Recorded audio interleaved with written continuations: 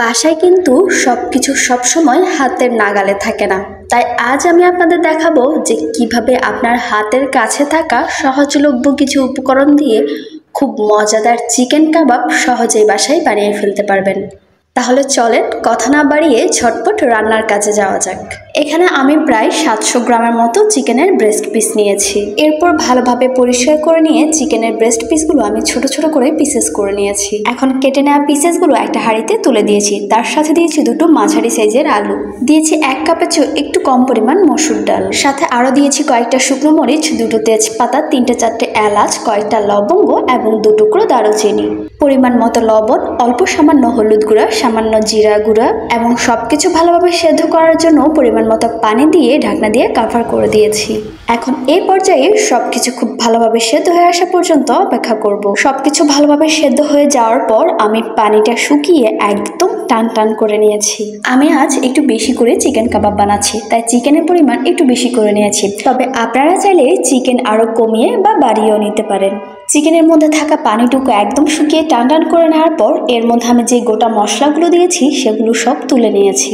তারপর আমি যেটা করেছি সবকিছু ব্লেন্ড করে নিয়েছি। তবে আপনারা চাইলে চিকেনের পিসেসগুলো হাতের সাহায্যে চিড়ে নিতে পারেন এবং আলুগুলোও হাত দিয়ে ম্যাশ করে নিতে পারেন। এরপর আমি দিয়েছি 6-7টা পেঁয়াজ কুচি, 5 টেবিল চামচের মতো আদা রসুন বাটা, 1 টেবিল চামচ চিলি ফ্লেক্স, 1 টেবিল চামচ কাবাব মশলা, 1 টেবিল চামচ জিরা ধনিয়া গুঁড়ো, 1 টেবিল চামচের মতো লাল মরিচ গুঁড়ো। যেহেতু চিকেনের মধ্যে আমি সেদ্ধ করার সময় লবণ ব্যবহার করেছি, তাই এ পর্যায়ে স্বাদ বুঝে এর মধ্যে অল্প সামান্য লবণ ব্যবহার করেছি। সবশেষ একটা ডিম দিয়ে সবকিছু খুব ভালোভাবে আমি মাখিয়ে নিয়েছি এবং এ পর্যায়ে সবকিছু খুব ভালোভাবে মাখিয়ে নিতে হবে, যাতে করে ব্লেন্ড করে নেওয়া মিশ্রণের সাথে প্রতিটা ইনগ্রিডিয়েন্টস খুব ভালোভাবে মিক্স হয়ে যায়। আমি সবকিছু খুব ভালোভাবে মাখিয়ে নিয়েছি।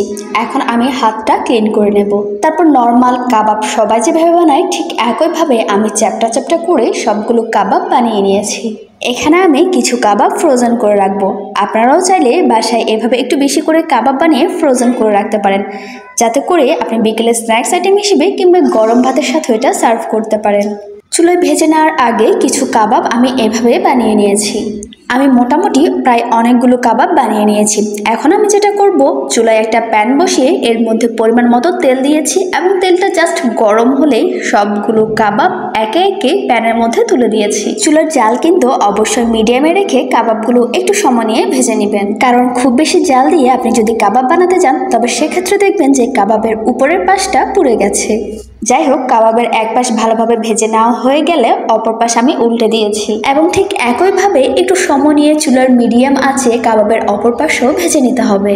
কাবাবের দুপাশ একটু লালচে করে ভেজে নেওয়া হয়ে গেলে আমি জাস্ট চুলা থেকে নামিয়ে নিয়েছি। মাশাআল্লাহ, আলহামদুলিল্লাহ, আপনার ঘরে থাকা সহজলভ্য কিছু উপকরণ দিয়ে আপনি কিন্তু খুব সহজেই এই মজাদার চিকেন কাবাব ঠিক এভাবে বানিয়ে নিতে পারেন।